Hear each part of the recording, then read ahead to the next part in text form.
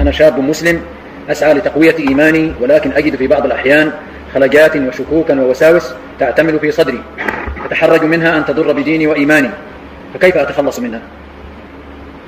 تفضل. ما دمت تتحرج يا بني فذلك هو الإيمان، لأن رسول الله حينما سئل قالوا في نفوسنا أشياء كده إننا يعني نتحرج برضه إننا، وقال ذلك هو الإيمان. ولكن هذه الوساوس الشكوك يا بني عايزين نعطي فكرة عن أساسها الأصيل إيه. دائما لا يشكو هذه الشكوى إلا الأناس اللي على منهج مستقيم أو قريب من الاستقامة. عمر ما واحد منحرف أو مسرف على نفسه قال الكلام ده أبدا أبدا. دي ظاهرة تخلينا يجب أن نتنبه إلى شيء.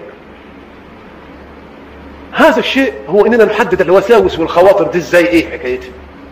أم قال لك لو رجعت إلى القصة الأصيلة في خلق آدم عليه السلام لوجدت حل لكل هذه المسائل.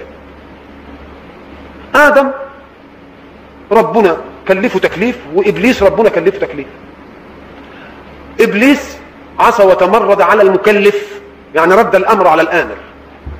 آدم ما عملش كده، اتهم نفسه وقال ظلمنا أنفسنا، إنما أمرك صح يا رب ولكن أنا بس اللي ما ردتش على نفسي. لهذا تلقى آدم من ربه توبة، ودك طرد من الرحمة، لأن دك في القمة. خلقتني من نار وخلقته من طين، أسجد لمن رد الأمر على الآمر. إنما دك ظلمنا أنفسنا، وما دام ظلمنا أنفسنا يعني أمر ربوبيتك حق وأمرك حق، بس أنا ما قدرتش على نفسي. فالدل كلمات يتوب بها، وده طرد من رحمة الله. حين طرد من رحمة الله وكان ما كان كما يحدثون عنه انه طاووس الملائكة، وانه وصل مش عارف بنشاطه العبادي الى مرتبة كذا وكذا. ننظر الى منهج الشيطان في عمله. منهج الشيطان في عمله يجيب على هذا السؤال، انه قال لأقعدن لهم صراطك المستقيم. يعني مش هيجي ابليس يقعد في الخمارة ولا في بيت الدعارة، انما يقعد على باب المسجد. ما يروحش للشاب اللي كفاه مؤونة، الشاب بقى اللي اسرف على نفسه وعمل ابليس عايزه، ده هو نفسه بقى ابليس مش عايزه ده. انما يروح لمين؟ يروح للناس المخبتين المنكسرين، ويروح جايب لهم خواطر وشكوك. لأقعدن لهم صراطك المستقيم.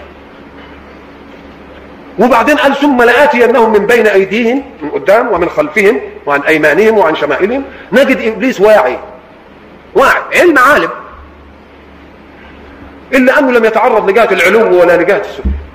الجهات 6. طب اشمعنى قال هيجي من قدام ومن ورا ومن اليمين ومن الشمال، وما جابش حته انه من فوق ولا من تحت؟ ملص منه. ليه؟ ام قال لك لان العلو دي جهه عز الربوبيه الاعلى، والدنو ده ذل العبوديه. واحد يعيش بين مقامين، مقام ذل العبوديه وعز الربوبيه، مش ممكن الشيطان يجي له، يخاف منه. ما دام الشيطان هيقعد في سبيل المستقيم، هو هيجي بقى للشبان. ما دام هو شاب متمسك ومش عارف ايه، هيقعد ايه؟ يلقي له. انا دائما اقص قصه كنت قراتها في تاريخ الامام الاعظم ابو حنيفه النعمان، ان واحد راح له لما عرف ان ابو حنيفه ده كل ما يسالوه سؤال يبقى عنده جواب، كل ما يسالوه سؤال يبقى عنده جواب. قال لك ده يعني حجه في الحكايه. قال له يا امام انا كان عندي مال وبعدين حفرت في الارض ودفنت المال، ولكن بقى لي مده نسيت مكان المال، فاين اجد هذا المال يا امام؟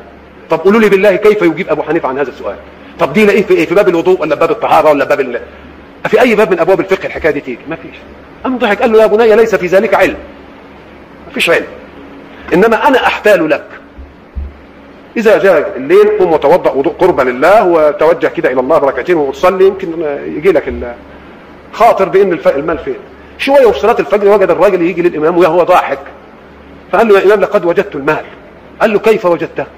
قال والله بينما انا اصلي جالي خاطر كده ان ازاي ما انتش فاكر المال، ما المال انت مش كنت حاطه في الحته الفلانيه باماره كذا واماره كذا واماره كذا. فضحك ابو حنيفه وقال والله يا بني لقد علمت ان الشيطان لا يدعك تتم ليلتك مع ربك، وهيجي لك برضه على. فماذا صنعت؟ قال سلمت وذهبت للمال. طبعا. فيا بني انت اولا ما دمت شاب مستقيم فهذا امر طبيعي، تجي لك شويه وساوس وتجي لك شويه خواطر وتجي لك شويه اشياء، وكونك انت المتحرج انك انت تقولها زي ما قال النبي ذلك هو الايه؟ هو الايمان. الا ان الوصفه اللي ربنا واللي خلقنا وخلق الشيطان عملها نتبعها. قال ايه؟ واما ينزغنك من الشيطان نزغ فاستعذ بالله. استعذ بالذي خلقه واطرده عشان يفهم انك انت فأسته. اما تعمل مره واثنين وثلاثه يبقى اكنك فأسته، وبعد ذلك سيبتعد عنك. لان دائما الوسوسه اللي بتثبت دي، الوساوس دي انواع. مره تبقى نتهم الشيطان وهي من عمل النفس، ولذلك يقول لك كيف تفرق بينهما؟ ان دي خاطر شيطاني وده خاطر نفسي. أم قال لك والله إن ألحت النفس في الخاطر وكلما صرفتها عنه ألحت عليه هو بذاته، فاعلم ان دي شهوة نفس، لازم تحقق هذه المسألة. وإن وقفت عند خاطر ودفعته فجاء لك خاطر تاني، فاعلم ان دي من الشيطان. ليه؟ قال لك لأن الشيطان يريدك عاصيا من أي لون، اعصى ربنا بس بأي شكل، لكن النفس تريدك عاصيا لله في شيء هي تحبه ويحقق لنفسه شهوتها، فهي لا تتركك أبدا إلا عند له. فده فارق بين الخواطر. فيا بني استعذ بالله من الشيطان الرجيم. وإن كانت بعض هذه الخواطر تتعلق بشيء من عقيدتك، اصطفي أحد أخواننا الأساتذة وأساتذتنا كتير واقعد وياه قاعدة، واعلم أن الأستاذ الذي يعالج العقائد مأمون أكثر من الطبيب الذي يعالج الأجسام. فقل له ايه الشكوك اللي بتجيلك، فإن كانت شكوك للعقل فيها مجال أو لما قرأت فيه مجال، يمكن أن يدفع الجهل هذا يدفع بالعلم. وإن كانت مسائل أخرى ما انتش عايز تقولها، يبقى استعذ بالله من الشيطان الرجيم. كلما جاء لك هذا الخاطر فإن الله هكذا قال لنا إما ينزغنك من الشيطان نزغ فاستعذ بالله بس.